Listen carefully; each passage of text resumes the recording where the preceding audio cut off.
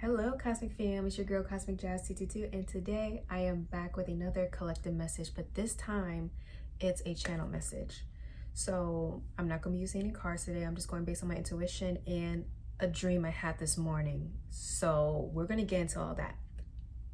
Now, just sit back, relax, take what resonates, leave what doesn't. Y'all know the drill. And let me just get into it.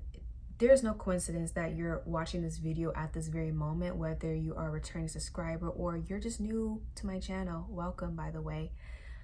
To point it blankly, your life is changing. Your life is changing, and your life is changing for the better, of course. But the changes that are coming in, that are happening now, is going to make your life look completely different very soon. Like, I'm talking 180. Now, here's the thing. I feel like a lot of y'all have been prayed up. Like, you've been praying to God, praying to the universe. Maybe you've been manifesting, setting intentions, talking to the moon, wishing upon a star. Like, you've been doing all of that. But ultimately, you've been wanting some form of breakthrough, some form of arrest or change, progress, prosperity, love, happiness. You've been wanting these things to come in. You want to win. Whoever I'm speaking to right now, you want to finally win and be in your winning season. And let me just say, you're there. You are there. As a matter of fact, I would describe you as the caterpillar that went through metamorphosis already. It just needs to pop out of its cocoon. Like, that's where you're at right now. You've done the transformation, you've done the shadow work, you've done the healing, you've done the work. Whatever work that's required. You're just waiting to see the fruits of your labor. But here's the thing. I feel like a lot of y'all, well, I'll say a group of y'all, have been battling. I'm hearing the word battle. Like, you've been in this battle, constant battle, one thing after the other. It seems like you're not catching a break. This could be dealing with heartbreak. You're dealing with issues with your romantic connections, your friendships. Maybe work life isn't good. Work-life balance isn't that great. Maybe you're noticing there's this uncertainty, or you're dealing with health issues. It just seems like there's always something delaying or blocking you, or kind of like deterring you from the main goal. And let's be real, there's a reason why I'm wearing this Demon Slayer shirt. Shout out to my anime fans, but you've been possibly slaying demons. Metaphorically or maybe literally. Let's get into it. You've been battling some type of force in your life. Or on the opposite end, maybe life has been stagnant and you're not seeing any movement and it's just complete silence. Now, the common denominator in both of these groups, wherever you fall into, the question remains, what the hell am I doing wrong? Like, what am I doing wrong? Did I not get the memo? Like, why is my life this way? Why is it not changing? When am I going to win? When is it going to be my time? Why is everybody around me evolving and changing, living their life they want, but not me? What am I doing wrong? And let me just say this, it's not you. Like, it's not your fault. It is not you. Do not blame yourself. Yes, timing might be part of the process, right? Because life is a journey. It's not about the destination, it's about the journey ultimately. But the message here isn't about patience, guys. It's not about the patience. I feel like y'all have learned that lesson already. But it's more of y'all being prepared mentally, spiritually, emotionally, physically for the new chapter and what that's going to look like. Like I said, y'all are about to pop out the cocoon, but do you know what's required of you to finally put your foot through that door? What is required of you? Now, when we are flipping through our book of life and we are starting a new chapter, that would entail us to close out the previous chapter completely. We take the lessons, we take the knowledge from that previous chapter, but we're supposed to say goodbye to it. Now, that process is something we often overlook, or we kind of underestimate how much of an impact it can leave us. So when we start a new chapter, there's parts of us, if it's internally or externally, that we have to leave behind. And that is not an easy process for us to do, to detach, to release, to let go. Why? Because we are emotional beings and we grow emotional attachments to certain things. Some things are nostalgic, some things hold sentimental value. Maybe we grew up in a certain environment or surrounding people that that's all we know. That's all we knew. And the idea of us moving away from that or leaving that behind because it's no longer sustaining for us can be scary, and it can be ultimately heartbreaking. So that's the main message that wants to come through. All right, y'all? Okay, so I'm going to be talking about the dream I had this morning and how it connects to the idea of saying the final goodbye. So in the dream, I was perceiving this scenery through another person's perspective. So let's say this person's name is Max. Okay, I'm going to say that. So Max was in the process of moving out of this building, which happened to not only represent home, but also represented different aspects of Max's childhood and upbringing and everything they knew about life prior to the move. So this includes institutions they attended, like middle school, elementary school, high school, maybe undergrad. It represented the relationships they had, so friendships, lovers they had in the past, or maybe bullies they were dealing with. We all had those moments, right? It also represented religious and spiritual beliefs that they had, so maybe organizations they were a part of, religious groups they were a part of. It represented work, career, and even their own personal growth. So everything that Max knew, everything that they were familiar with, was personified as this building. So the thing is, Max wasn't the only one leaving this building. Their family and friends that were ready to move into the next chapter were also moving out. So the thing is, everybody was packing their bags and putting everything in the U-Haul truck and the vans, right? But Max stayed back a little bit while everybody was doing that. Max decided to stay in their room and just sit down, be present, take deep breaths, and just look around their room for one last time. And there was a sense of bittersweetness they were feeling at the moment because, they knew this building, they knew this room for so long. That's all they knew. That's all they grew up with. And to a certain extent, that was their sanctuary. That was their safety net, their rock. But like all humans, as we grow and evolve, sometimes places that are our security or protection, our sanctuary, can end up becoming a prison, especially if we are outgrowing and we are evolving at such a rapid pace. So Max knew the minute they walked out that door to get into the vans, they were never going to see this place or this room ever again. And that was heartbreaking for Max. So Max was still staying back, and of course everybody started yelling from outside, like, hey Max, hurry up, we're about to leave, like the plane's going to take off in a few hours, like we can't be late. So in the last minute, Max decides to leave. Now, of course, since dreams are a little bit whimsical and crazy, Max, instead of taking the front door out, they decide to jump out the room window.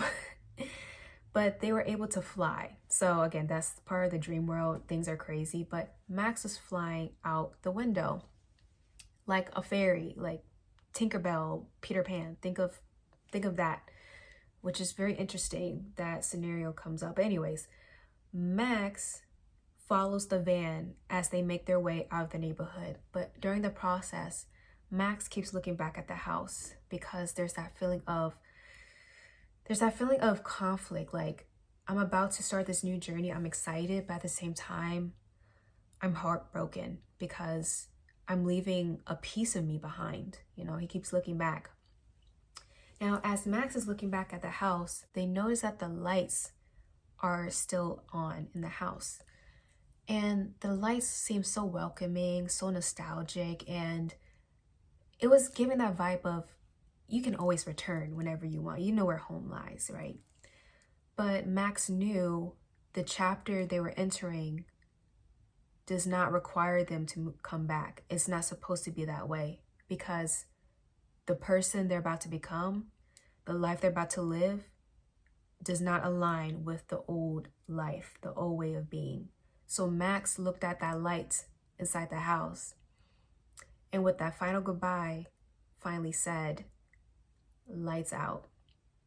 And the lights went dark and the house was silent. And with that being said, Max turns their head forward, follows the van and flies towards the sunset. But in the process of flying towards the sunset and following the van, Max starts to cry because they felt like a part of them was left behind. And that part of them could be many things. It could be behavior patterns that will not suffice them in the new chapter. It could be traumas that they are leaving behind and healing from, relationships that are no longer working, work environments that no longer sustain them, and everything that just won't help at all in the new chapter. And in the process of flying, when I was hearing in the dream, I was hearing a song. It was Love Story by Indela. I think she's a French singer. Look up that song. You might resonate with the lyrics. It's wholesome, but there's a sad aspect of it as well. But anyways, with that being said, Max in this case is you, collective. You may be physically moving. Maybe that's part of the process you are thinking of undergoing. Maybe this happened already, but the whole point is you are like a plant, right? You're being transplanted to a new soil. That's what I'm trying to say. And the thing is, you outgrew that old soil.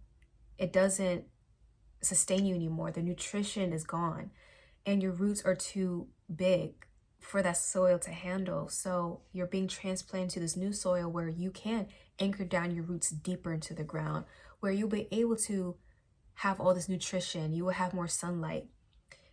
You will be able to produce more fruit finally. So you'll be fruitful in this new soil. So therefore, even when you are looking back like Max at that house and you see that light, you know you can never go back. This is your confirmation that not only is your life changing, it's going to be different. And this is your cue to move forward. Like, you deserve this. You deserve to move on. You deserve to be at peace. You deserve to accomplish everything you want to accomplish.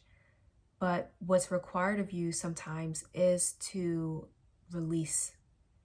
Let go of everything that you know shouldn't be coming with you in this new chapter.